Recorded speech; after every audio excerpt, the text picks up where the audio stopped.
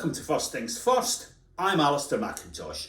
What are we talking about this week? Well, there's a parliamentary committee looking at the regulation of social housing, so let's reflect on that. What's the big problem they're likely to face? I think they're going to be dealing with much bigger, far fewer, more risky housing associations in the future. Why do I say that? Well, the cost of living crisis is really hammering our residents, so they can't afford to pay ever increasing rents. That's the first part of the squeeze. Second part of the squeeze, cost of labour and materials rocketing, getting tougher for housing associations. And on top of that, the costs of finance are bound to go up as interest rates rise. So some thorny problems. They'll pick up the phone to the consultants and they will come. Consultants being consultants only have one answer. It's merger. How is that going to work out? Well, we will see.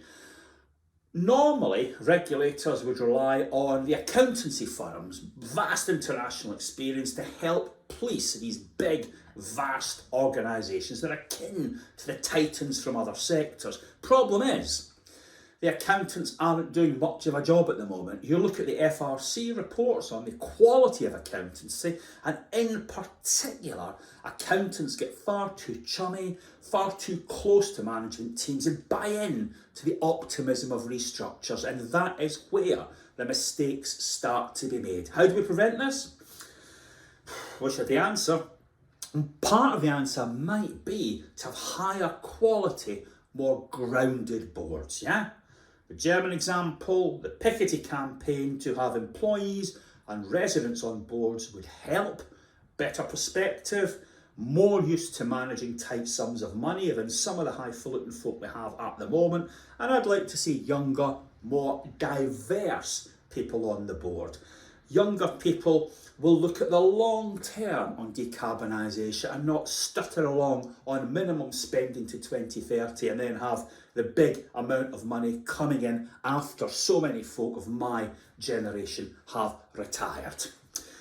So, higher quality, more inclusive, more grounded boards could be part of the answer. And what information are they getting from the front line? Well, we could go back to the old days and rely on inspection.